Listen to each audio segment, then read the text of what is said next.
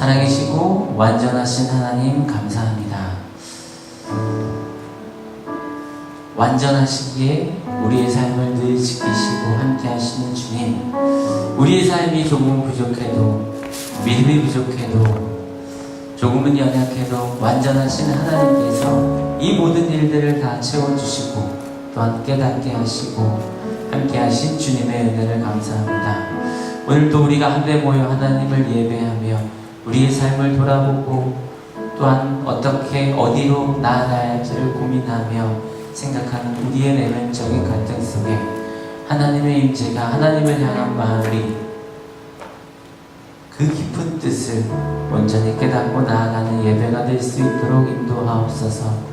내가 스스로 판단하지 아니하고 예배 안에서 온전히 주님 앞에 드림으로, 찬양함의 드림으로, 또한 말씀 속에 깨달음의 드림으로 하나님께 나아가는 우리의 내면적인 마음을 통하여서 하나님 큰 영광 받으시고 또한 우리의 결단이 하나님 나라를 더 아름답게 세워져가는 그런 기회가 될 수 있도록 모든 이름이 큰 영광 받으실 주님만을 생각하며 나아가는 예배가 되게 하여 주시옵소서. 커다란 비를 뚫고 믿음으로 나온 귀한 영혼 한 영혼을 축복하여 주시사 그 하나님의 축복하심 속에서 행복감을 누리는 우리 모두 하나 가족 될 수 있도록 인도하옵소서. 오늘 예배를 주님께 온전히 맡겨드리며 감사하며 예수님의 이름으로 기도하였습니다. 아멘. 할렐루야. 우리 함께 찬양하시며 기뻐하며 주님께 함께 나아가십시다. I will run to you. 같이 박수하시며 또 율동 따라하시며 같이 찬양할게요. 주 만만하는 자, 주 만만하는 자, 새 힘을 얻으리 독수리 올라간 같이 온종일 달려도 비고치 않으리 저 하늘까지 오르리. I will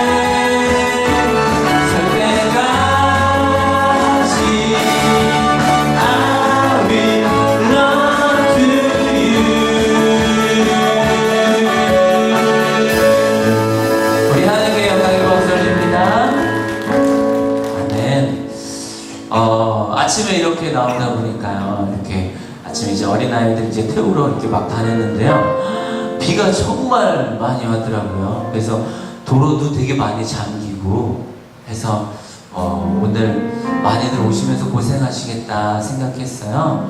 그런데 아이들 이렇게 데리러 갔는데 혹시나 비가 너무 많이 와서 이 아이를 보내지 않으셨으면 어떡하지? 라는 그런 생각에 이렇게 조금 믿음이 잠깐 부족했던 것 같아요.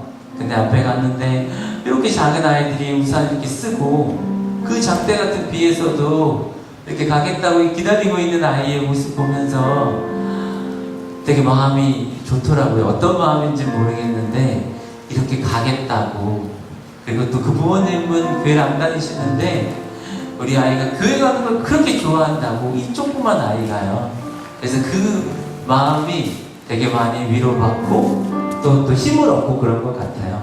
때로는 이러한 환경이, 더위가, 이런 비가 나의 믿음을 조금은 이렇게 떨어뜨리기도 하지만 오히려 그것이 나를 단단하게 세워가는, 예배하러 나온 저 장대비를 뚫고 예배하러 나온 이 귀한 마음들을 하나님께서 반드시 안 나온 이보다는 더 축복하지 않으실까요? 그쵸? 할렐루야. 그분들도 다 축복하지만 그러나 뚫고 나온 우리들의 이 마음을 하나님께서 더없이 축복해 주시고 또한 위로해 주실 겁니다.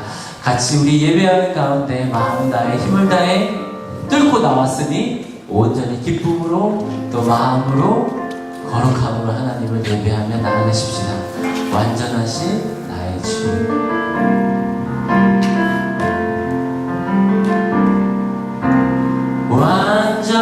완전하신 나의 주, 의의 길로 날 인도하소서. 행하신 모든 일 주님의 영광 다 경배합니다.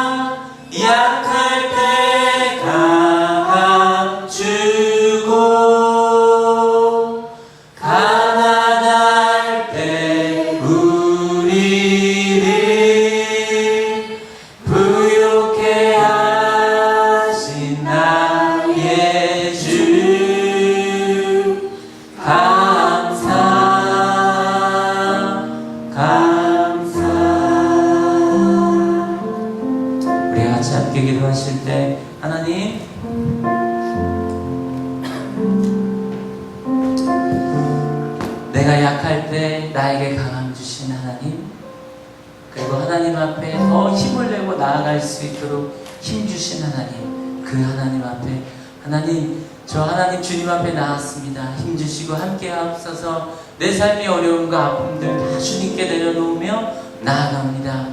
간절한 소원함까지도 하나님께 간절함으로 주 앞에 나아갑니다. 이 시간 함께 마음 모아 힘을 모아 기도하며 주님께 나아가겠습니다. 다 같이 하나님께 기도하겠습니다.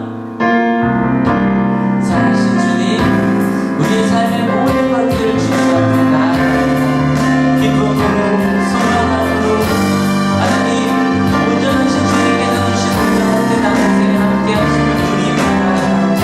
하나님, 우리의 삶이 더욱더 하나님 앞에 많이 세워지게 하여 주시고 하나님을 예배하는 찬양 드리며 기도하며 나아가는 우리의 삶 속에서 예배하며 기쁨을 하여 주시고 인도자이신 하나님의 놀라우신 그 사랑을 따라 오늘도 믿음으로 세워져갈 수 있는 삶이 될 수 있도록 인도하시고 이끌어 주시옵소서.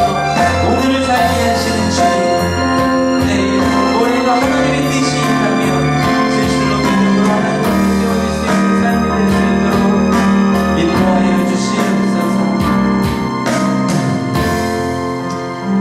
아멘. 이 시간에 우리를 대표하여서 이재영 집사님 기도해 주시겠습니다.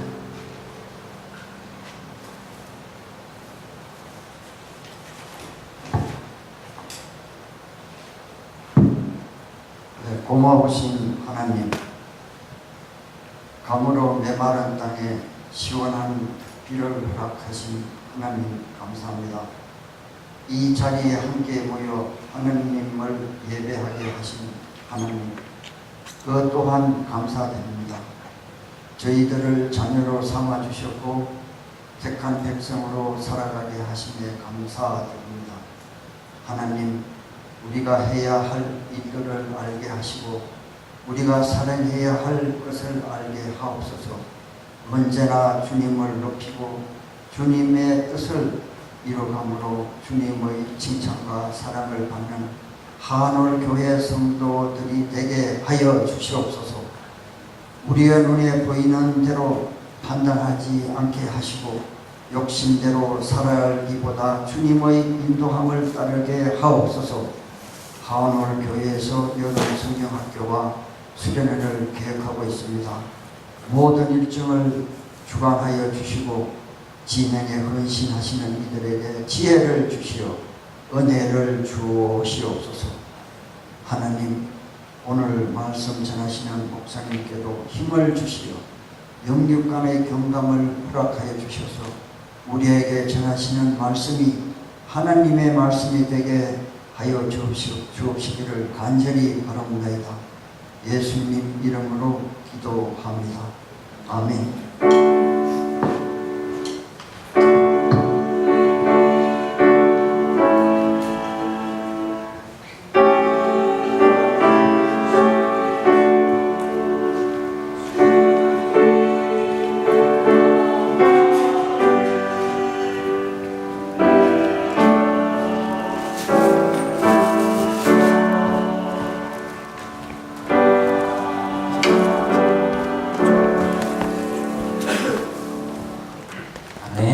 이 시간에 찬송가 268장 함께 찬송 드리겠습니다.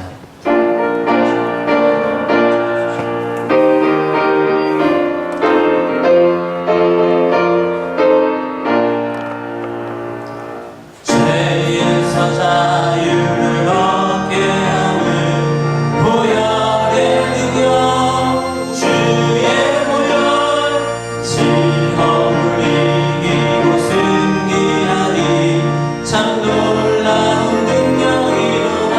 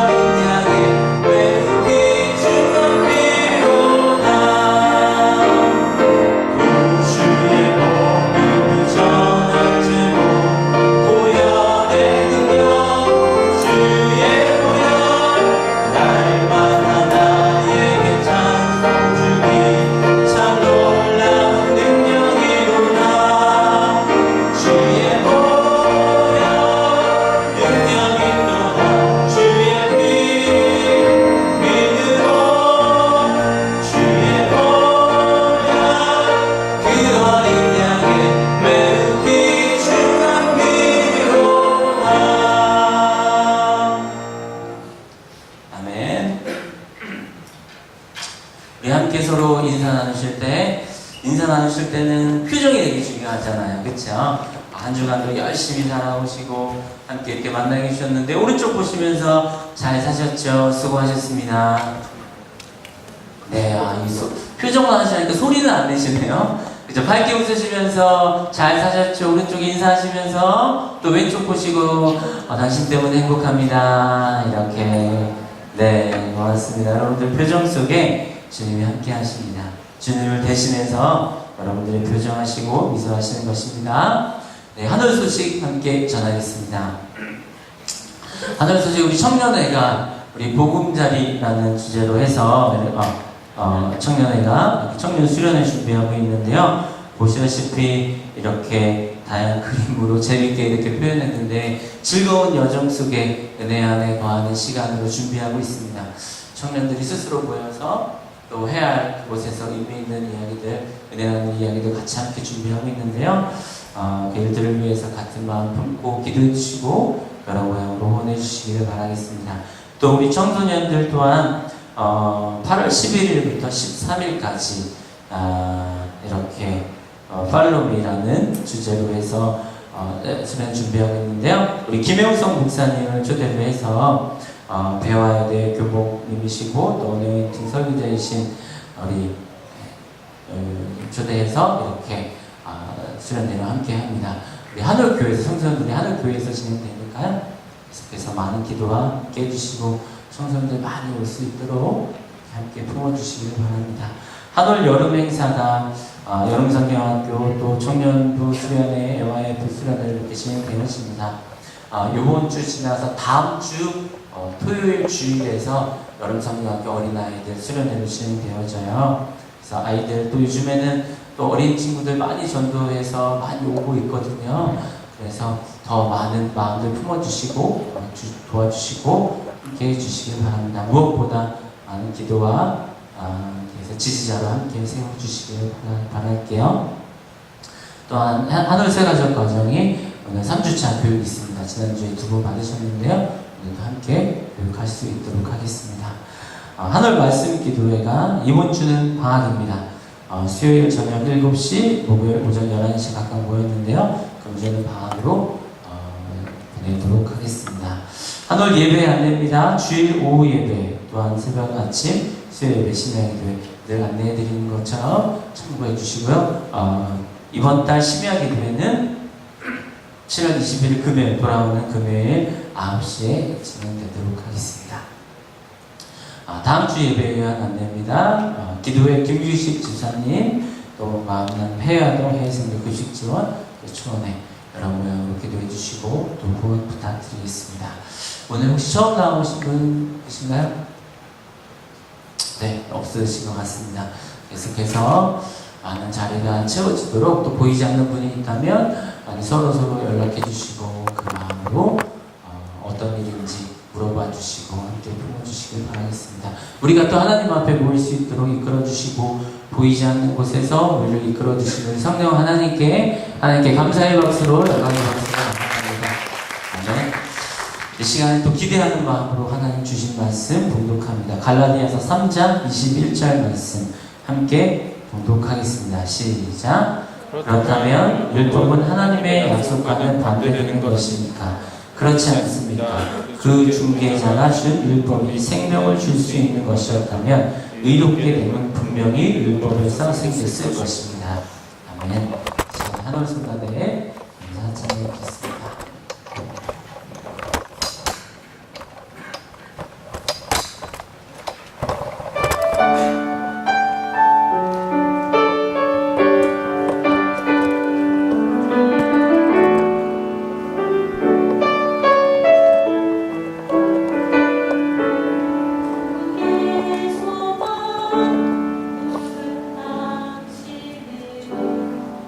주님아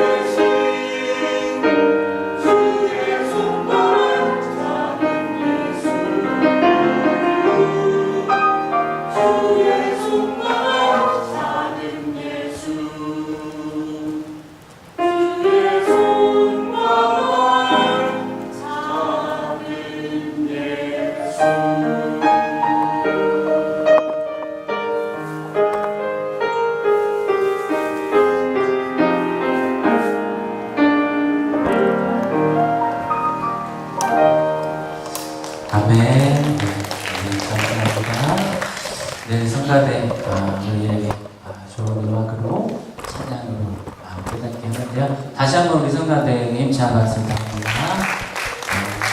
감사합니다. 이 시간에 우리 담임 목사님 나와주셔서 복음과 율법이라는 제목으로 말씀 전해주실 때 오늘도 담비와 함께 큰 은혜 받으시기 바랍니다. 여러분 때문에 행복합니다. 예. 오늘 비 많이 오는데 오시느라고 고생하셨습니다. 제가 지금 땀이 이렇게 많이 나는 이유는 오늘 또 차은우 목사님이 서울에서 예배를 드리셔야 되는 날이라 제안을 데리고 안고 있었더니 제가 아픈 거 아니고요. 그랬다는 거 이해해 주시고요. 예. 오늘 말씀의 주제는 복음과 율법입니다. 근데 내가 복음과 율법이라 그러면 저희가 좀 얘기 좀 길게 해오고 있어서 어떤 생각이 드시는지 좀 잘 모르겠어요. 그래서 오늘은 좀 그걸 한번 딱 정리하고 넘어가려고 하는데요. 일단 복음이라 그러면 한올교회는 딱 정답 나오죠. 복음 뭐다? 예수 그리스도다. 나오고 저기 이펙터 좀 뮤트 해주세요. 예수 그리스도 나오고, 근데 이건 좀 너무 이제 광이자 너무 넓잖아요, 그죠? 그래서 아마 복음이 뭔지 조금 더 이렇게 깊이 들어간다고 하면, 그러니까 좀 자세하게 이야기한다고 하면 일단 예수님께서 하신 말씀들이 복음일 거예요, 그죠? 예수님 선포하신 말씀, 또 추가로 하면 예수님께서 하신 일들, 그것이 모두 아마 복음이 될 거예요. 그럼 여러분께 좀 여쭤보고 싶은 게, 그럼 여러분들은 예수님의 말씀 중에 가장 기억에 남는 게 뭐세요? 딱 예수님 말씀이 기억에 남는 거 하나 딱 한다면 크게 혹시 뭐가 있을까요? 뭐 그런 것들이겠죠, 그죠? 근데 일단은 뭐가 중요하냐를 생각했을 때 실은 그 복음서 기자들이 쓸 때요 가장 먼저 어떤 말씀을 전할까 고민 많이 했겠죠. 그래서 그 한 두 개만 살펴보려고 하는데, 먼저 마태복음에 의하면 예수님께서 마태복음 마감 똑같아요. 일반적으로 하신 첫 번째 이야기는 같이 읽어볼게요. 준비 시작. 이게 첫 번째, 이제 일반적으로 이렇게 선포하셨다라고 기록이 돼 있고, 두 번째는 예수님께서 제자들에게 하신 첫 번째 말씀은 이거라고 기록되어 있어요. 같이 읽어볼게요. 준비 시작. 이제 베드로에게 하신 말씀이고, 그 다음에 설교 중에 가장 먼저 나온 건 이거였어요. 같이 읽어볼게요. 준비 시작. 복이 있다. 하늘나라가 그들의 것이다. 이게 마태복음에 의하면 그 여러 가지 상황에서 예수님이 처음 하신 말씀으로 기록된 거예요. 아마 마태가 굉장히 고민했었겠죠, 그죠? 그 다음에 누가복음에는 이게 첫 번째 설교로 되어 있어요. 예수님 말씀으로 이게 첫 번째예요. 같이 읽어볼게요. 준비 시작. 주님의 영이 내게 내리셨다. 주님께서 내게 기름을 부으셔서 가난한 사람에게 기쁜 소식을 전하게 하셨다. 주님께서 나를 보내시고 포로된 사람들에게 해방을 선포하고 눈먼 사람들에게 눈뜸을 선포하고 억눌린 사람들을 풀어주고 주님의 은혜를 선포하게 하셨다. 근데 실은 이건 예수님의 말씀이라기보다 이사야 61장 1절부터 2절까지 말씀이거든요. 그러니까 지금도 그렇지만 저희는 이제 성경을 이렇게 해석하고 설교하는 게 길지만 예전의 예배는 성경을 읽는 게 제일 중요했어요. 성경이 다들 없으니까 길게는 1시간 반까지도 읽었다 그러거든요. 딱 앞에 가서 이사야서 말씀 두루마기를 딱 뽑아서 요걸 쫙 읽으신 다음에 이렇게 말씀하셨어요. 이 성경 말씀이 너희가 듣는 오늘 이루어졌다. 이게 예수님의 누가복음에 의하면 첫 번째 선언이에요. 그러니까 여기서 느껴지는 것들이 좀 있죠. 마태복음이나 누가복음이나 지금 너희가 사는 것과 좀 다른 새로운 하늘나라가 열린다라는 얘기예요. 실은 그게 바로 예수님께서 전한 복음이었어요. 그래서 예수님 자신이 복음이시면서 말씀을 전하시고 여러 가지 행적들을 하셨단 말이에요. 그중 가장 중요한 건 십자가 사건이겠지만 그게 복음이고요. 그 다음에 중요한 건 그 예수님을 만났던 제자들이 거기에 대해서 어떻게 고백을 했는지, 어떻게 살았는지, 그게 또 복음을 알 수 있는 가장 중요한 이야기 중에 하나예요. 그러니까 실은 이 순서로 가야 되는데 저희는 좀 이 복음을 설명할 때 반대로 많이 갔어요. 반대로. 예를 들어 복음은 예수님 믿고 구원받는 것이다. 실은 그거는 아마 네 번째, 그죠? 고백이죠. 근데 일단은 복음을 예수님이라고 한다면 예수님께서 하신 말씀과 그것을 통해 드러난 하나님의 나라가 가장 중요해요. 이게 복음이에요. 두 번째 율법, 토라라고 되어 있는데 일단 토라는 검색을 해보시면 간단하게 이렇게 나와요. 모세 오경이라고 나옵니다. 근데 모세 오경이라 그러면 혹시 뭔지 아세요? 창세기, 출애굽기, 레위기, 민수기, 신명기 여기까지입니다. 보통 이제 모세가 썼다고 많이 이제 고백하는 근데 모세가 다 썼을 수는 없어요. 왠지 아시죠? 모세 죽는 얘기가 나와요.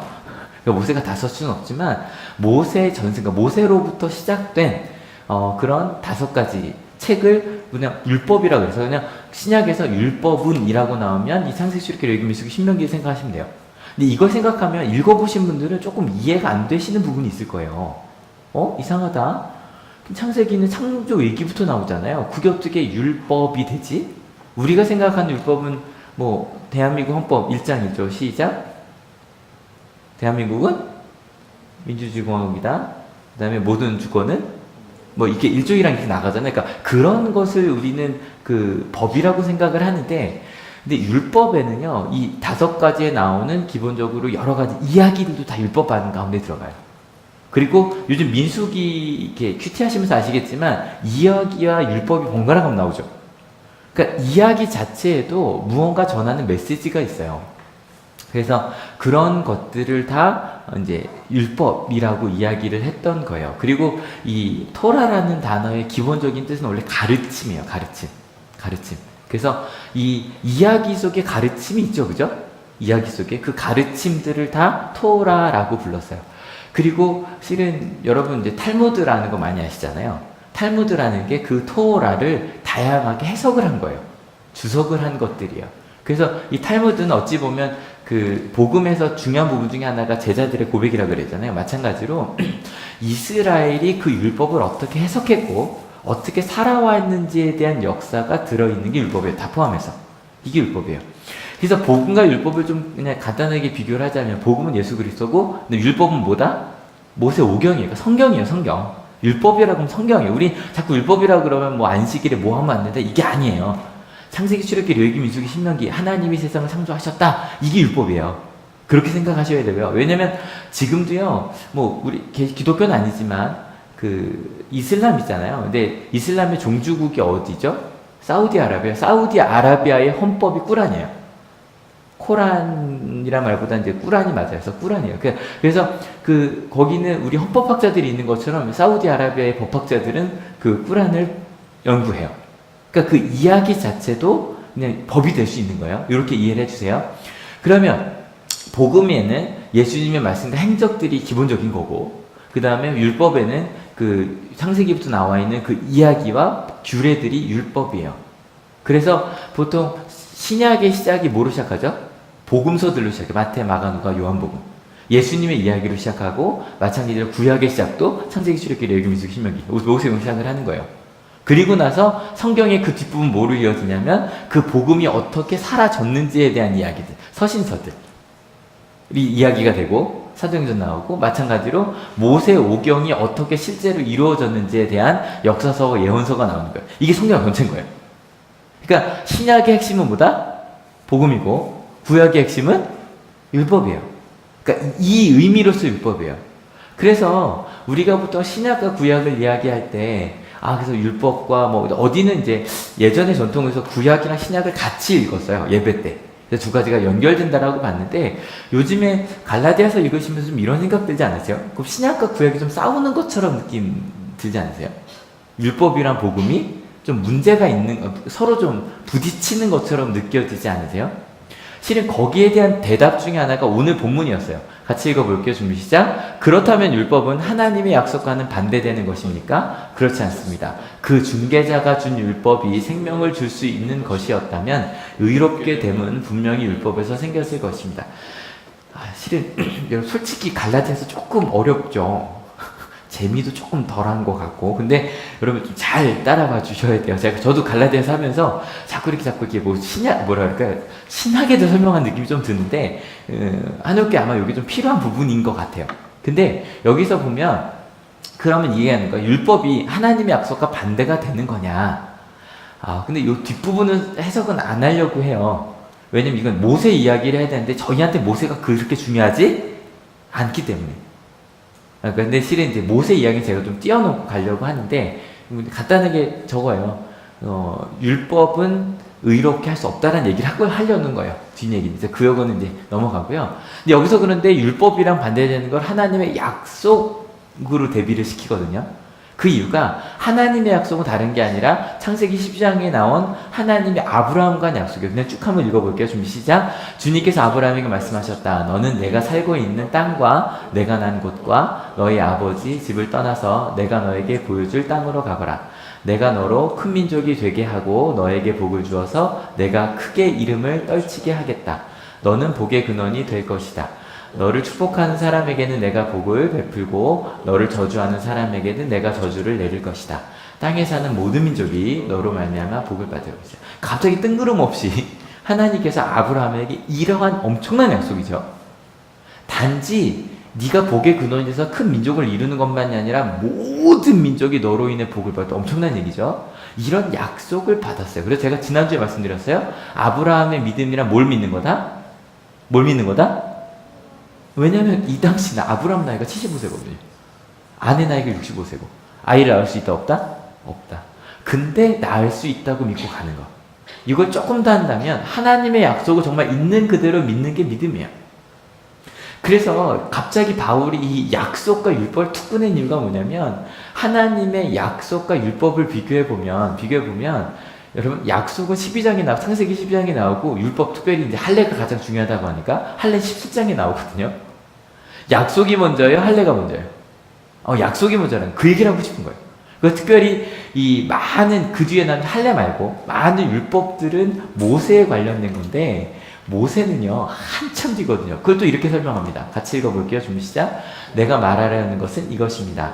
하나님께서 이미 맺으신 언약을 430년 뒤에 생긴 율법이 이를 무효로 하여 그 약속을 폐하지 못합니다. 단순한 거예요. 일단은 아브라함에게 약속 주신 이후에 430년 뒤에 모세에게 율법을 주셨으니 뭐가 먼저다? 약속이 먼저다. 율법 때문에 약속을 바꿀 수 없다. 이제 그 얘기하려고 이 얘기를 한 거예요. 그래서 약속과 복음을 이제 비슷하게 이야기하면서, 그러니까 약속이 먼저잖아요. 창세기 12장. 그 다음에 이제 뭐 율법은 뭐 중간에 있는 거고, 복음은 신약에 나오는 거니까 그 두 가지가 같다라고 이야기하면서 율법을 좀 그냥 제가 원고를 쓴 대로 갈게요. 율법을 좀 까는 거예요. 율법 그 행위로 우리가 구원받는다는 건 실은 그 중간에 있는 거다라는 얘기를 하려는 거였어요. 근데 그럼 이런 생각을 할 수 있을 거예요. 그럼 율법은 왜 주셨냐는 거죠. 율법은 뭐냐는 거죠. 실은 오늘 얘기가 여기서부터 시작하는 거예요. 그럼 율법은 뭐냐는 거예요. 약속은 어떤 행위가 상관없이 하나님께서 주신 사랑과 은혜라면, 복음도 그런 것이라면, 근데 우리가 생각하는 율법은 자꾸 무언가를 해야 되는 거잖아요. 그럼 율법은 뭐냐? 실은 저희가 갈라디아서를 읽으면서 이런 얘기를 제가 좀 들었어요. 목사님, 요즘에 갈라디아서 설교는 좀 위험해요. 라는 얘기를 좀 여기저기서 들었어요. 여기저기서 세 분에게 들었어요. 근데 실은 그 마음을 알아요. 저도 제가 설교하면서 잘못 이해하실 수도 있습니다라고 이야기를 하고 있기 때문에. 근데 이건 왜 그러냐면 제가 아마 이것 때문일 거예요. 주일날 교회 나오는 사람이라고 그리스도인은 아니다. 이 얘기를 하기 때문에 이게 위험할 수도 있다는 얘기를 아마 하시는 것 같아요. 근데 여러분 이걸 오해하시면 안 돼요. 주일날 예배에 나온다고 그리스도인이 아니란 얘기는 어떤 얘기일까요? 이런 걸까요? 주일만 나오면 되는 걸로 되는 건 아니고 주일 오후 예배도 나와야 되고 수요 예배도 나와야 되고 심야 기도도 나와야 되고 새벽 기도도 나와야 그리스도인이라는 얘기는 당연히 아니겠죠. 이 맥락은 아니에요. 근데 그럼에도 불구하고 우리들이 좀 뭔가 제가 항상 이 갈라디아서 말씀이니까 믿음과 행위를 이렇게 비교해 놓고 나서 믿음이 중요하지 행위는 중요하지 않다. 믿음으로 의로움을 얻는다라고 이야기를 자꾸 하면 그런 이야기를 하면 이런 생각이 드는 거예요. 그럼 규칙은 중요하지 않다는 얘기인가요? 라는 마음이 들죠. 그죠? 주일날 안 나와도 된다는 걸로 들리는 거예요. 그 말이. 그죠? 그러면 이것 안 해도 된다는 걸로 들리니 그러면 내 마음대로 해도 된다는 건가요? 라고 자꾸 들리는 거예요. 그래서 실제로요, 바울이 전한 복음을 들은 유대인들이 뭐라고 얘기를 했냐면요, 이렇게 얘기를 했어요. 바울이 전하는 복음은, 이게 갈라디아서 1장에 나온 비난이었어요. 사람의 마음을 기쁘게 하라는 복음이다. 바울이 전하는 복음은 사람의 환심을 사려고 하는 복음이다. 이해가 되시죠? 만약에 나는 11조를 드리고 있는데 11조가 꼭 중요한 건 아니다라고 하면 왔싸. 여러분 10%만 잘 적립식 펀드, 이제 펀드 안 되죠. 원래 잘 모으시면 괜찮겠다. 내가 쓰임새가 좀 나아지겠다. 그 생각 들지 않으세요? 아싸 잘 됐다. 와 일요일날 주일날 예배 안 나와도 돼. 와 그럼 주일날 할 수 있는 게 얼마나 많을까? 잠도 더 자야 되고 뭐 이럴 수 있지 않을까? 그런 생각을 하니까 사람들이 유대인들이 볼 때는 바울이 전하는 복음은 사람들의 마음을 기쁘게 하려는 그래서 꼭 뭐라 퍼플리즘이 완전 퍼플리즘 같은 그런 복음이다라고 이야기를 했더라는 거예요. 그래서 바울이 그 얘기를 알아요. 내 얘기를 들을 때 그렇게 생각할 수도 있겠다. 나를 그렇게 비난하는 걸 내가 안다라고 갈라디아 1장에 얘기를 한 거예요. 그러면 여러분 여쭤볼게요. 되게 중요한 질문. 특별히 우리 한월교회는 선생님들이 많으시고 교육에 관계된 분들이 많으시기 때문에 여러분 규칙은 필요하죠? 이거 아니라고 대답하실 분. 규칙은 필요해요. 왜냐면 여러분 재한이가요 뭐 먹을 때마다 물어봐 이거 먹어도 되냐고. 근데 이상한 건 먹어도 되는 건 물어보고 땅바닥에서 왜 지방 먹을까요? 지가 먹고 싶은 게 있으면 얘가 갑자기 몰래 딴 데 곳으로 가요. 거기서 이렇게 먹어요. 근데 먹어도 되는 건 먹어도 되냐고 물어요. 왜 그런지 모르겠는데 근데 물어봐야 돼요. 그죠? 먹으면 안 되는 것들이 분명히 있어요. 요즘에 그렇게 빨려고 하는 게 뭐냐면 지한이가 저 닮아갖고 목이 잘 물리거든요. 근데 목이 물리면 바르는 거 버물리 같은 거 있잖아요. 근데 그게 또 애기 거라고 귀여워요. 뽀로로랑 키티가 그려져 있어요. 그걸 그렇게 빨려 그래요. 애기 거라 좀 덜 따갑나 봐요.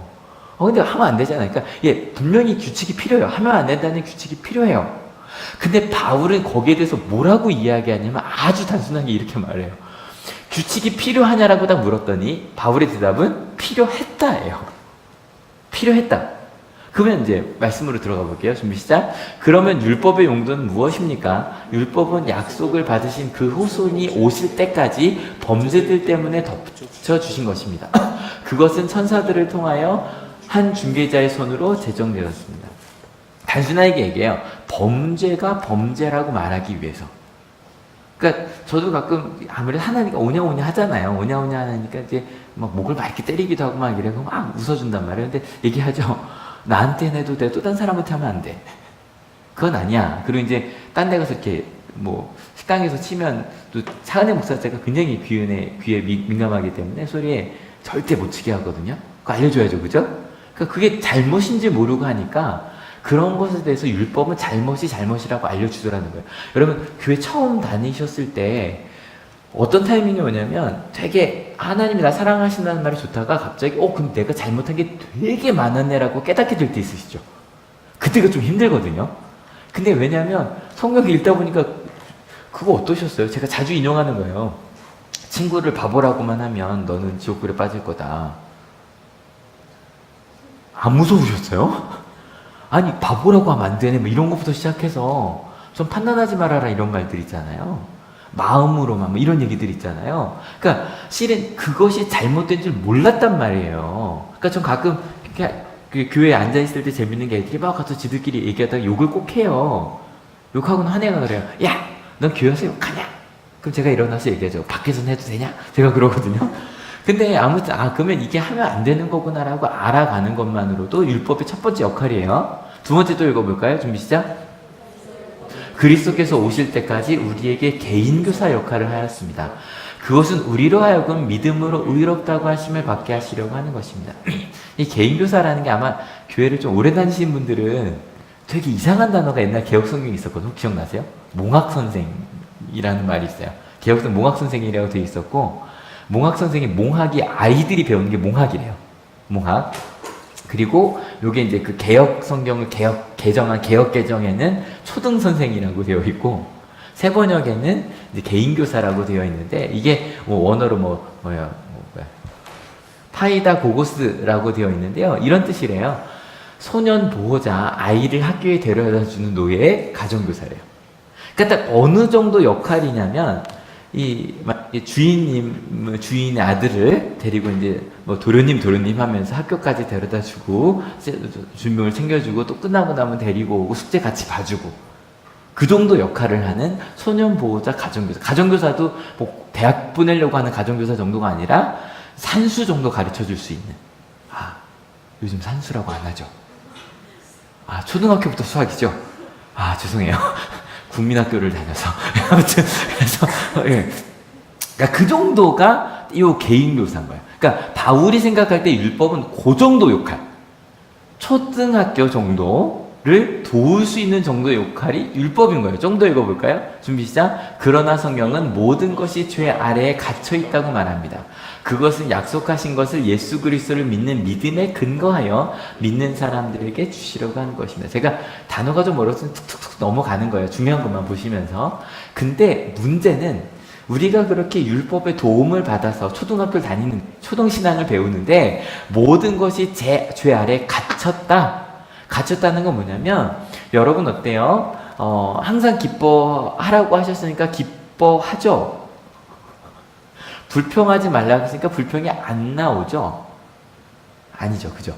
그러니까 죄 아래에 갇혔다는 거를 실은 어거스틴이 되게 멋있게 표현해요. 제가 요 얘기할 때마다 다 자주 인용할 거예요. 성 어거스틴, 아우구스티누스가 뭐라고 얘기했냐면 우리는 예수님을 알기 전까지는 죄 지을 자유밖에 없었다.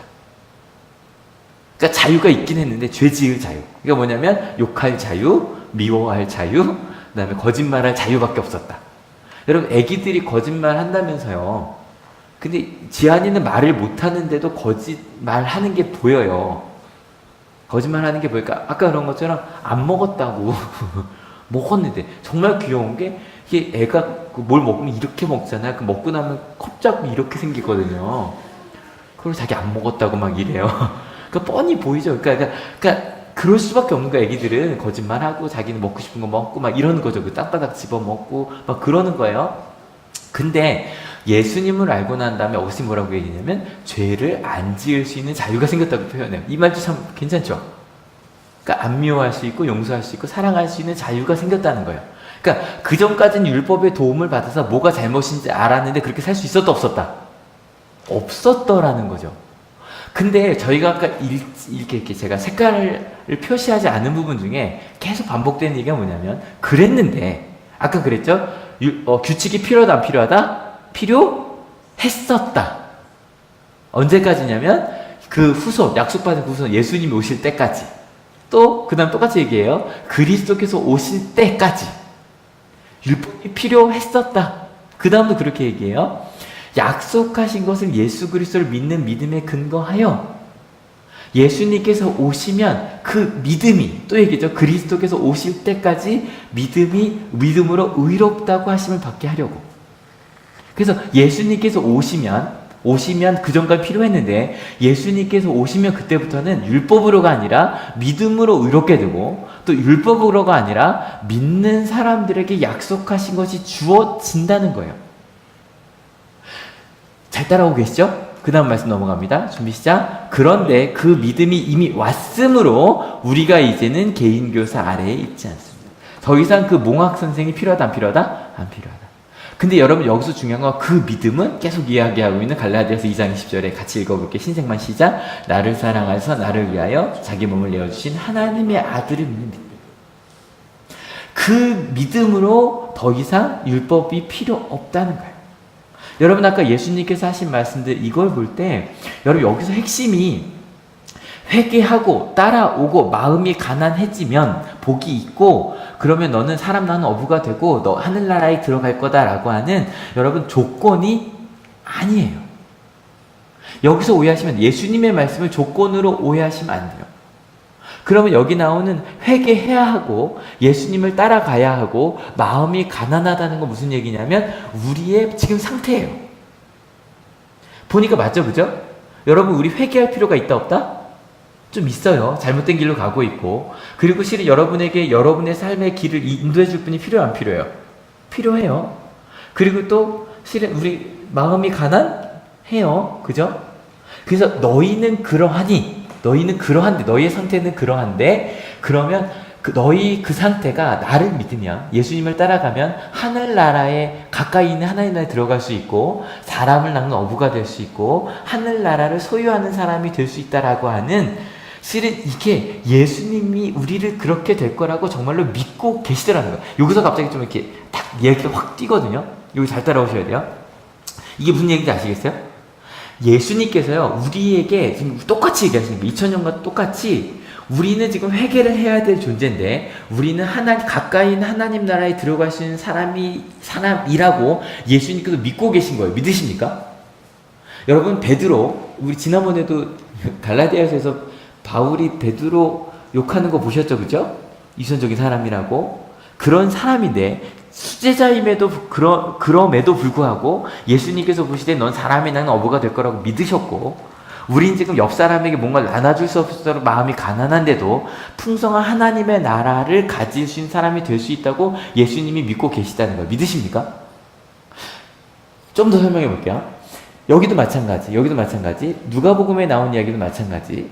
지금 우리의 상태는 여기 나온 것처럼 가난하고 그리고 포로되어 있고 눈멀어 있고 억눌려 있는데 하나님의 은혜가 지금 바로 이루어진다고 예수님께서 믿고 계신 거예요.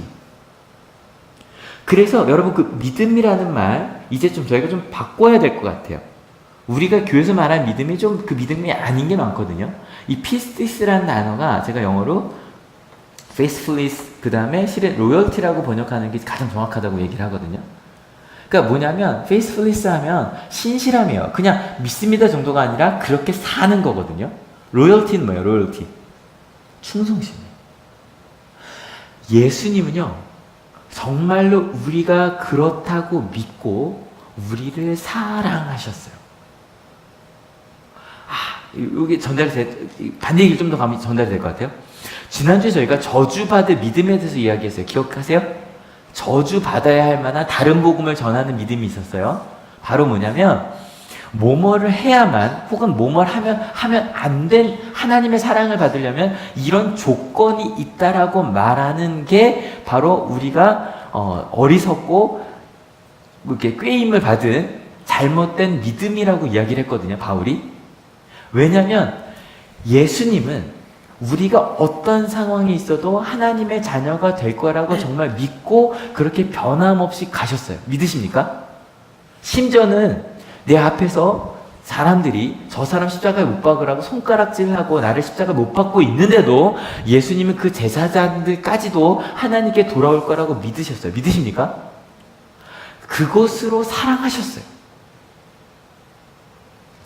그러면 예수님의 믿음과 예수님의 사랑이라는 걸 어떻게 이해할 수 있을까? 만약에 우리가 예수님께서 야, 너 주일날 교회 빠졌으니까, 아니면 네가 옆 사람을 미워했으니까 너는 예수님은 널 사랑하지 않으실 거야 라고 말하면 예수님의 사랑과 같아요, 달라요?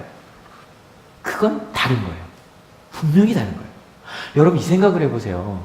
예수님이 나를 믿고 계세요. 그리고 심지어 우리가 어떤 상황이어도 예수님께 충성, 하나님 아버지가 우리를 사랑하심을 알고 그 마음대로 충성하셔서 가신 길이 십자가의 길이었다는 거예요.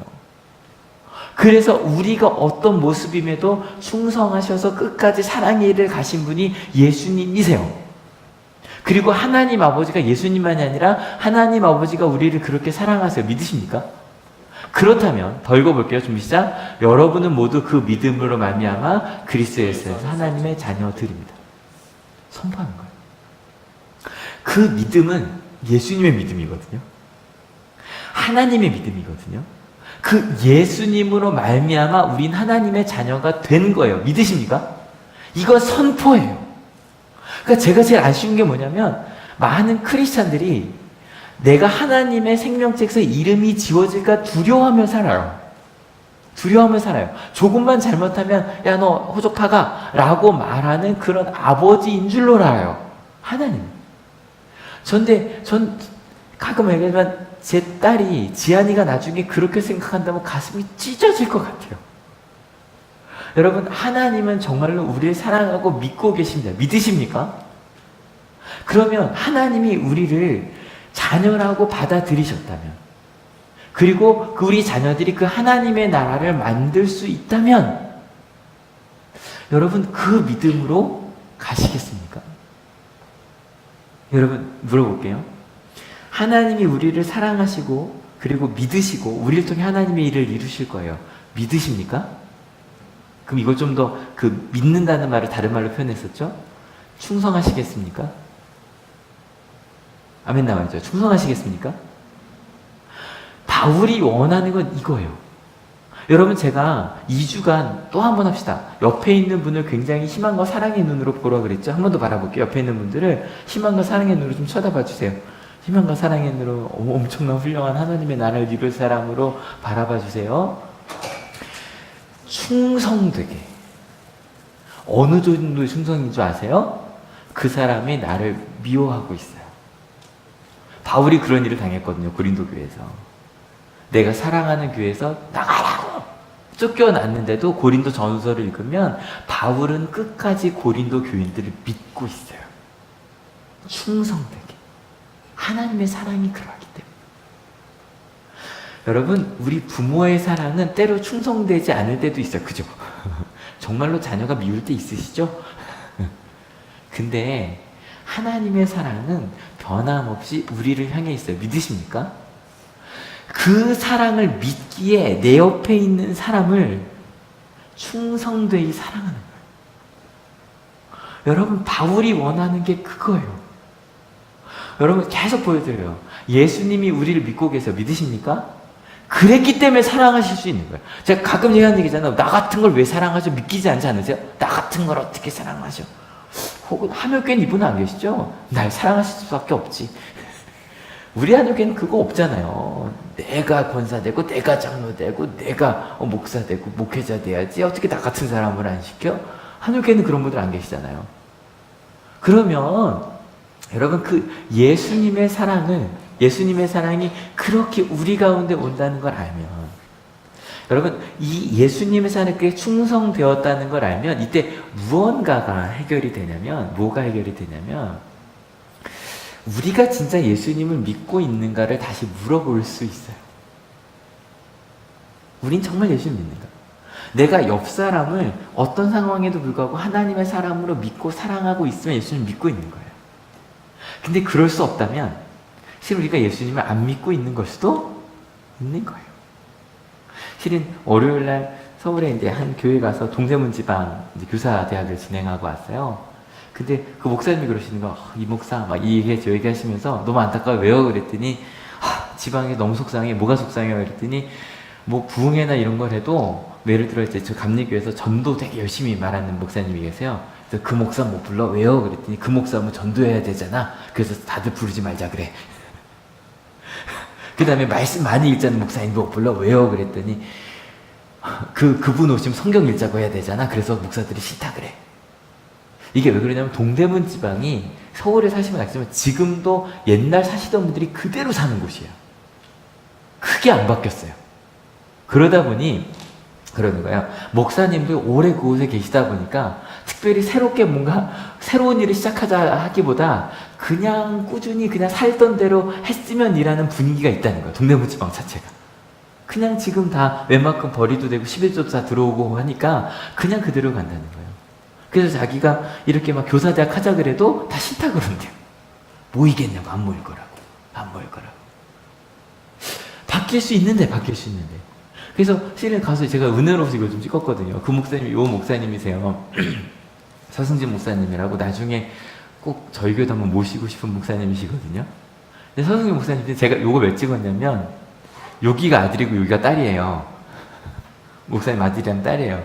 그래서 아들은 저희 이제 후배가 됐고 나는 딴 학교에 갔는데 지금 이제 유학을 가서 신학을 하겠다 그래요. 근데 실은 갈 때마다 제가 이 교회 3번째 갔기 때문에 갈 때마다 아들 딸들이랑 얘기 되게 많이 했어요. 그러니까 재작년부터 얘기를 좀 많이 했는데 실은 저게 너무 좋아 보이는 거예요.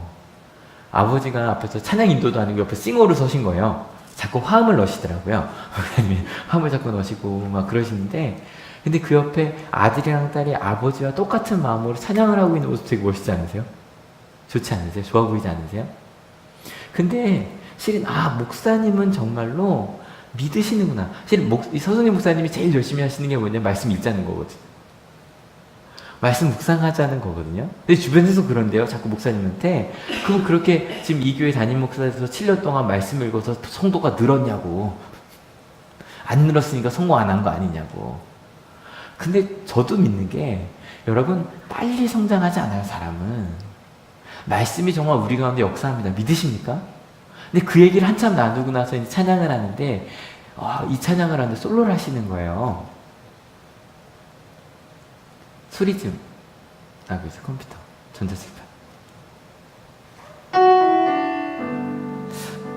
가사 한번 같이 읽어줄래요? 준비 시작. 은혜 아니면 살아갈 수가 없네. 호흡마저도 다 주의 것이니 세상 평안과 위로 내게 없어서 예수 오직 없네. 이런 찬양이에요. 은혜 아니면 살아갈 수가 없네. 호흡마저도 다 주의 것이니 세상 평안과 위로 내게 없어도 예수 오직 예수뿐이네. 한번 같이 불러볼까요? 은혜 아니면 살아갈 수가 없네. 호흡마저도 다 주의 것이니 세상 평안과 위험 내게 없어도 예수 오직 예수뿐이네. 그 신계획 다 볼 수도 없고 작은 고난에도 지쳐도 주께 묶인 나의 모든 삶 버티고 견디게 하시네.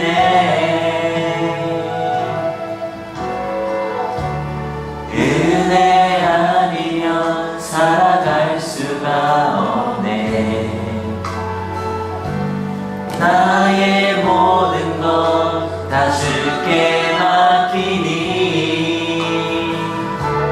참된 평안과 위로 내게 주신 주 예수 오직 예수뿐이네. 이 찬양을 쫙 같이 목사님이랑 그 자녀들 또 찬양단이 부르는데, 아 맞다, 아 서승진 목사님은 아시는구나. 다른 것 아니라 정말 우리를 사랑하게 만들고 우리를 하나님의 뜻대로 살게 하는 게 예수님 뿐이라는 걸 정말 아시는 거예요. 뭐 제가 목사님 와 아신다 이게 아니라 그게 느껴지는 거예요. 선배 목사님의 그 뭐라 그럴까요? 그 정말 은혜 충만한 그 모습이 너무 좋은 거예요. 여러분, 우리 마음 가운데 한번 물어봤으면 좋겠어요. 진짜로 예수님이 우리를 사랑하시고 그 사랑이 우리를 성장시키고 있어요. 믿으십니까? 거기에 딴 게 필요가 없어요. 이거 해야 돼, 저거 해야 돼. 하나님을 만나면 하나님께서 우리 가운데 역사하시고 정말 세상에 줄 수 없던 평안과 위로를 주시는 거예요. 믿으십니까? 그래서 거기에 매달리는 거예요. 그래서 그렇게 살아가요. 그래서 그 얘기를 하고 왔는데, 실은 그 동대문 지방에 그렇게 좀 뭐라 그럴까요? 좀 깝깝한 분위기가 있다 그랬잖아요. 근데 끝나고 왔는데 정말 많은 문자를 받았거든요. 한 전도사님이 어느 교회 전도사입니다. 어제 말씀에 많은 은혜 받았습니다. 아이들을 사랑할 때까지 내가 사랑하겠다고. 새생교회에서 목사님 강의 들으면 저희 모습 돌아보고 많은 받은 거 도전 받았다고, 동기부여도 받고 열정에 다시 한번 생각하게 됐다고. 여러분, 하나님께서 일하십니다. 믿으십니까? 그리고 그 다음 날은 원주에 갔었어요. 원주에 갔는데 니네들 만나고 왔는데, 실은 뭐냐면 학교 그만두려는 애들 있잖아요. 학교 그만두려는 애들 그만 안 두게 하려는 캠프를 해서 와달라 그래서 가서 1교시, 7교시까지 캠프를 하고 왔어요. 근데 얘네들이랑 이제 22명 정도 있었는데, 전 너무 놀라운 게요. 1교시부터 7교시까지 아이들이 변신하는 모습을 보여주는 거예요. 정말 이렇게 변해가기 시작해요. 정말 내추럴한 얼굴부터 시작해서 처음에 세수도 안 했던 것 같았거든요. 근데 거기부터 시작해서 이렇게 변신을 하는 거예요. 그리고 특이한 게, 아마 여기 선생님들, 전 처음, 거기는 핸드폰을 안 보는데요. 그래서 수업 시간에, 그러니까 저 캠프 때문에만 실제로 수업 시간에도 애들이 다 핸드폰을 끊어놓고 있대요. 전 그건 처음이었거든요, 평생. 근데 약간 그런 와중에 이 얘기 하려는 건 아니었으니까. 근데 그러면서도 제 마음 가운데 저 아이들이 보면서 제가 너무 고맙다고 그랬어요. 애들이 얘기하더니 갑자기 점심 먹다 이러는 거야. 목사님 왜? 그랬더니 저 실은 교실로 가면 안 되냐고. 갑자기 좀 섭섭하잖아요. 제가 캠프하고 있는데 왜냐 그랬더니 실은 제가 학교 와서 안 잔 게 처음에 너무 졸리다고. 여기서 자면 미안하니까 교실 가서 자겠다고. 그래서 끝나면서 너무 고맙다 그러고 왔거든요. 오전에 잘 들어줘서 고맙다고. 근데 여러분 정말로 저는 그 아이들을 보면서 그 생각했거든요. 하나님이 함께 하실 때 그 아이들이 변할 수 있어요. 믿으십니까? 그러니까 우리 마음속에 정말 예수님이 나를 믿는 믿음으로, 예수님이 나를 사랑하시는 그 사랑으로, 예수님께서 내가 어떤 모습이어서 나를 충성되이 사랑한 모습으로, 그 예수님의 충성이란 말 좀 너무 좀 와닿지 않으세요? 여러분 그것이 우리의 믿음이 되는 우리 하늘교회가 되었으면 좋겠습니다. 여러분 이건 다른 거예요. 내가 예수님을 믿느냐 정도가 아니라 예수님이 나를 충성되이, 하나님의 마음에 충성되이 정말 죽기까지 복종하신 모습으로 나를 사랑하신 것처럼 나도 사랑하겠다는 결단이거든요. 내 옆 사람을 다시 한번 쳐다봅시다. 희망찬 눈으로 다시 한번 쳐다봐 주세요. 이거 불편해하지 맙시다. 정말 희망찬 눈으로 넌 엄청난 자매끼리 한번 해봐. 언니는 그럴 거야. 너는 그럴 거야. 서로 고개를 돌렸어요. 아니 어떤 마음인지 알아요.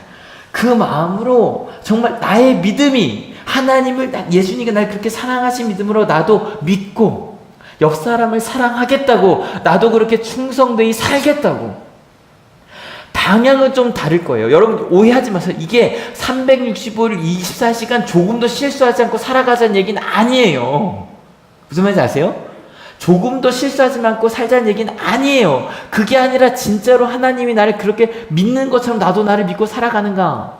요즘에 여러 다른 학교에서 열심히 가르치는 선생님들이 오셔서 이렇게 연수를 해주시거든요. 근데 그 연수 저 신청해서 듣는데 한 첫 번째 선생님이 이 책을 소개해 주셔서 저도 바로, 저 이런 거 좋아해요. 뭐 책 소개 좀 바로 사서 보는 거 되게 좋아하는데 거기에 이런 내용이 있더라고요. 한번 같이 읽어주세요. 준비 시작. 훌륭한 교사는 학급 운영을 어떤 식으로 접근하는가? 대답의 핵심은 희망에 초점을 맞춘다는 것이다. 반면 보통의 교사는 규칙에 초점을 맞추고 가장 무능한 교사들은 규칙을 어긴 결과, 즉 벌칙에 집착한다. 설명 안 들어도 되죠? 좀 더 읽어볼까요? 이런 것도 있었어요. 이거는 실제로 문제가 생겼을 때예요. 사건이 났을 때 읽어볼게요. 준비 시작. 훌륭한 교사는 그 행동이 되풀이되지 않도록 해야 한다는 목표를 갖지만 무능한 교사는 처벌하겠다는 목표를. 여러분 설명할 필요도 없어요. 여러분 예수님은 희망을 가지실까요? 규칙에 집중하실까요? 벌칙에 집중하실까요? 예수님은 희망이에요. 우리가 뭔가 잘못했어요. 예수님은 너 다시는 그렇게 죄짓지 말자라고 얘기하실까요? 아니면 너 거기에 맞는 벌을 받아야 된다고 얘기하실까요? 말할 것도 없죠. 여러분 예수님은요 우리를 희망을 갖고 바라보고 계셔. 믿으십니까? 우리도 그래야 하지 않을까? 우리도 예수님의 믿음이 우리 가운데 있으니, 여러분 훌륭한 선생님 책 안 봐도 돼요. 성경에서 예수님을 따라가면 돼요. 말씀 정리하려고 합니다. 찬양을 준비해 주세요. 여러분 복음과 율법에 대해서 이야기했어요. 다음 주 또 딴 얘기로 좀 넘어가기 때문에 여러분 규칙 필요하다고 솔직히 생각하시죠? 근데 바울이 뭐라고 얘기했다고요? 규칙은 필요했다. 규칙은 필요했다. 왜냐하면 우리는 그 전에 죄 아래 갇혀 있었기 때문에 이건 옳고 그르고 얘기해줘도 실은 갈 수 없는 사람들이었다. 죄 지을 수 있는 자유밖에 없었다. 근데 그리스도께서 오신 다음부터 죄 짓지 않을 자유가 생겼어요. 믿으십니까? 무엇으로? 예수님의 믿음. 여러분 예수님께서 우리를 믿고 계신데 우리가 안 믿으면, 여러분 예수님이 믿고 계신데 혹시 나 자신을 못 믿고 계시지 않으십니까? 예수님이 믿고 계신데 나를 못 믿고 계시지 않으십니까? 예수님이 날 사랑하시는데 혹시 나를 사랑하지 않고 계시지 않으십니까? 예수님은 어떤 상황에서 충성되이, 피스티스, 신실하게, 로열티, 충성심을 가지고 우리를 믿고 그 길을 갖고 계신데, 여러분 규칙 필요하냐고요? 예, 필요하겠죠. 근데요, 그 예수님의 충성됨을 아는 사람들은요, 규칙을 말하기보다 예수님을 따라 살아요. 예수님을 따라 살아요. 그리고 그렇게 살아본 사람들은 그것이 시간이 걸린다는 걸 알아요. 여러분 전국에서 알코올, 술 끊게 하는 거 누가 제일 잘하는 줄 아세요? 가장 유명한 데가 뭔지 아세요? 가톨릭 계통이에요. 가톨릭 계통 알코올릭 치료소가 있어요. 왜 유명한지 아세요? 알코올릭이셨던 신부님들이 운영하세요. 가톨릭은 술 마셔도 되잖아요. 그래서 정말 알코올릭이셨기 때문에, 알코올 중독자였기 때문에 알코올을 벗어나는 과정이 얼마나 힘들고 오래 걸린 줄 알아요. 끝까지 포기하지 않고 사랑하고 그들을 치료해 주세요. 그래서 알코올 치료는 거기가 제일 유명해요. 가톨릭 계통이. 여러분, 예수님의 말씀대로 살아본 사람들은 옆 사람을 판단하지 않아요. 그리고 뭘 한 줄 알아요? 나 같은 사람이 하나님을 사랑하게 됐어요. 절대 세상이 악하여서 세상에 하나님 말씀 살기 힘듭니다라고 말하지 않아요. 주님, 저는 못한 줄 알았는데 하나님의 말씀 때문에 사랑할 수 있게 됐습니다. 여러분, 그게 예수님의 사랑을 아는 하나님의 자녀들의 고백이에요. 믿으십니까? 우린 그렇게 고백하게 될 겁니다. 믿으십니까? 그 하나님의 날 누리게 될 겁니다. 믿으십니까? 여러분, 오늘 정말 예수님을 믿으십니까? 그 예수님의 사랑에 충성하시겠습니까? 충성하여 나의 믿음과 나의 사랑과 그리고 나의 충성을 예수님의 마음에 맞춰가는, 그렇게 되면 이거 다음 주 얘기해요. 제가 계속 이거 읽었잖아요. 하얀 부분이 좀 바뀝니다. 위에 하얀 부분 같이 읽어볼게요. 좀 시작. 이제 내가 살고 있는 것은 내가 아닙니다. 그리스도께서 내 안에서 살고 계십니다. 그 예수님의 사랑을 아는 사람만 얘기를 할 수 있어요. 다음 시간 여러분 같이 이 찬양 부릅시다. 이 찬양 부를 때 제가 오늘 숙제 이렇게 드렸어요. 예수님 때문에 무엇이 자유해지셨는지 여쭤봤어요. 그것이 무엇인지 모르겠어요. 근데 여러분, 하나님의 은혜 때문에 알게 된 것들이 있으시죠. 우리 그것에 감사합시다. 그리고 자꾸 우리 마음에 규칙이 필요해, 뭔가를 자꾸 더 해야 돼, 혼내야 돼, 그런 마음이 아니라 하나님이 내 가운데 역사하신 것처럼 그렇게 하나님께서 우리 가운데 일하실 겁니다. 믿으십니까? 그 마음으로 함께 가는 저희가 됩시다. 찬양할게요.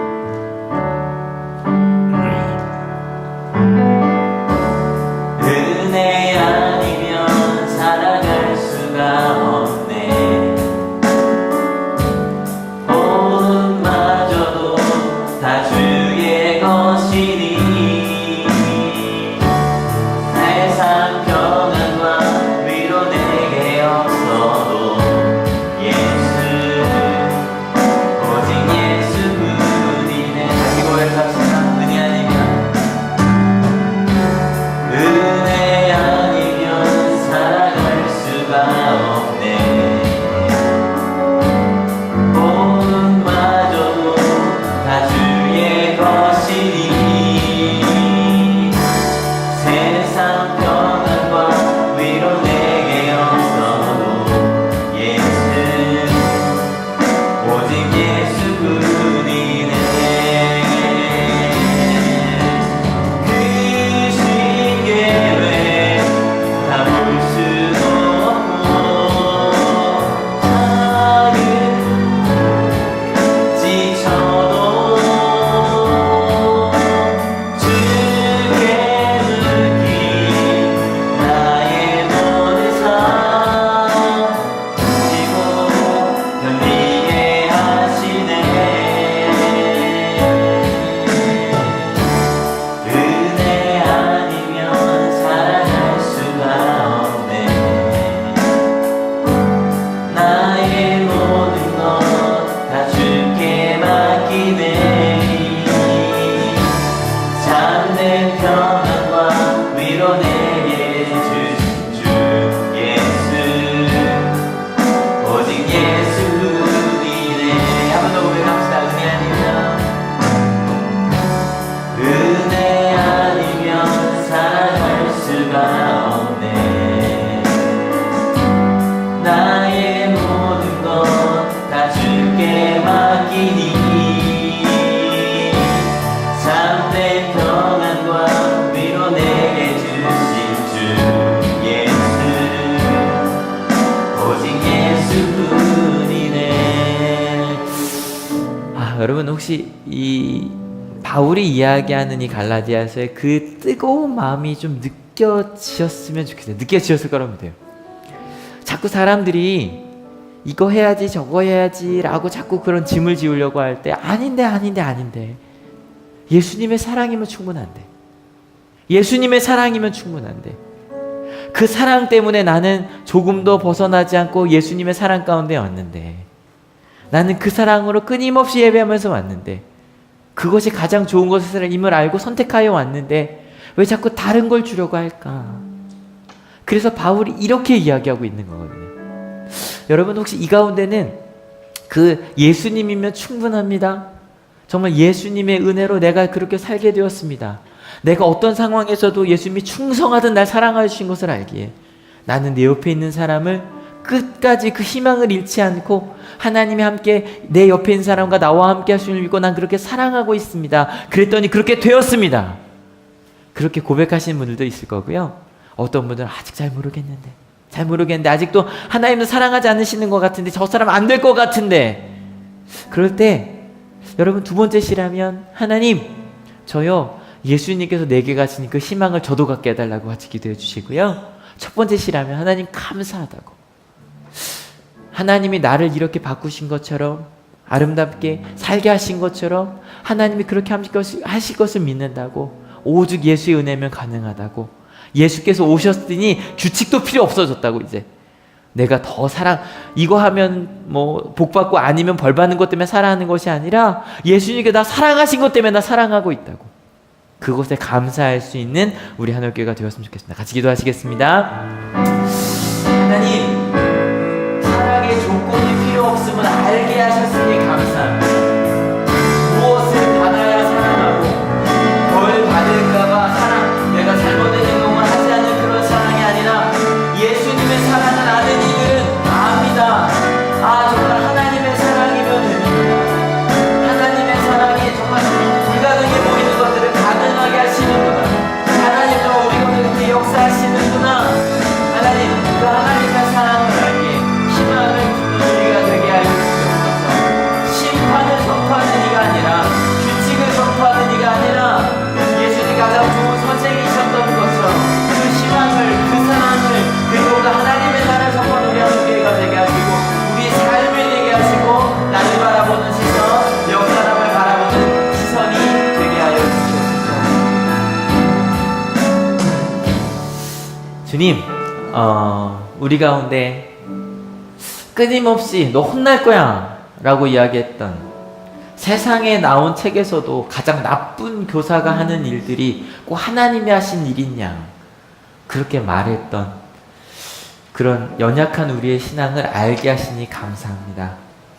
혹은 이 규칙을 지켜야만 해 보통의 교사들처럼 예수님이 그런 보통의 교사라고 가르쳤던 우리 연약함도 알게 하시니 감사합니다. 그리고 예수님께서 세상의 책에서 말하는 것은 상상도 할 수 없는 훌륭한 교사, 우리를 사랑하셔서 우리가 어떤 모습이어도 개의치 않으시고 십자가에 죽으셨던 그 사랑, 충성하셨던 그 사랑으로 지금도 우리를 사랑하시고 믿고 계시고 충성하고 계심을 알게 하시니 감사합니다. 이제 그 훌륭하신 예수님의 본을 따라 우리도 그렇게 믿고 사랑하고 충성하려고 합니다. 혹시 여기 부모들이 있다면 또 교사들이 있다면 어떠한 거래로서가 아니라, 혼내는 것이 아니라 예수님의 사랑이 그들을 이끌 수 있다고 이제 믿고 그렇게 가르치고 키우려고 결단합니다.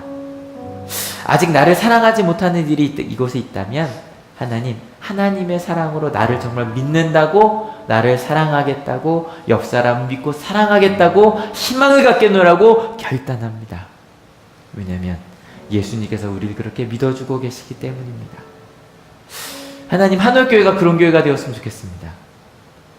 심판을 선포할 필요도 없고 규칙을 이야기하지 않아도 하나님의 사랑이 너무 커서 함께 모여 찬양하고 기도하고 예배하고 삶 속에서 그 사랑을 실천하며 살아가는, 때로 실패했어도 다시 그 길로 가지 않겠다고 결단하고 또다시 함께 격려하며 그 길을 걸어가는 그러한 안전한 교회, 은혜가 삶이 되는 하늘교회가 되게 하실 줄로 믿습니다. 하늘교회 모든 모임 가운데 특별히 이번 주 토요일 주일날 아두무 성경학교가 있습니다. 또 다음 주에는 청년부 수련회가 있고요. 또 8월 둘째 주에는 청소년부 우리 MIF 수련회가 있습니다. 그 모든 시간 가운데 주님 함께 하여 주셔서 그 은혜 가득한 우리 하늘교회가 되게 하여 주실 줄로 믿습니다. 혹시 우리 가운데 몸이 아프거나 마음이 아프거나 어려움 속에 있어서 내가 사랑받는다는 게 믿겨지지 않는 이들이 있습니까? 다가가 두 손 잡게 하시고 그리고 그 시간들을 함께 견뎌내는 우리 하늘교회가 되게 하여 주시옵소서. 그렇게 하나님의 사랑으로 충성되이 살겠다고 결단하는, 충성되이 믿고 사랑하며 살겠다고 결단하는 하나님의 자녀들 머리 위에 예수 그리스도의 사랑과 하나님의 은혜와 성령 하나님의 인도하심이 지금으로부터 영원토록 함께 하옵시기를 간절히 축원하옵나이다. 아멘.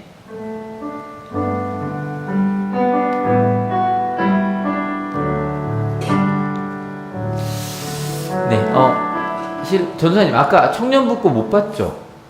안 나왔죠? 예, 잠깐만, 청년부 그 영상을 열심히 만들었는데 아까 못 보셨다 그래서 잠깐 보여드리고 그 다음에 일어날게요.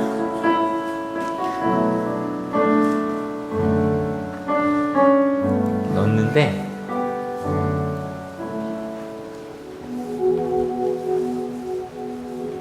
제 청년부 여름 수련회 첫 수련회예요. 첫.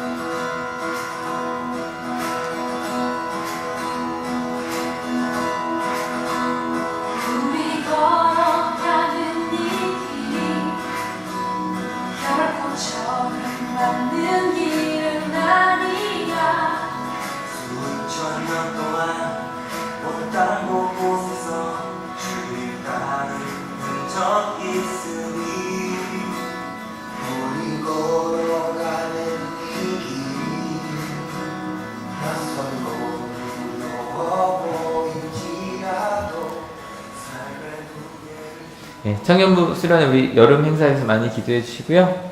많이 내가 청년이라고 생각하시는 분들 다 참여하면 되나요? 내가 자리에서 일어나셔서 같이 하시겠습니다.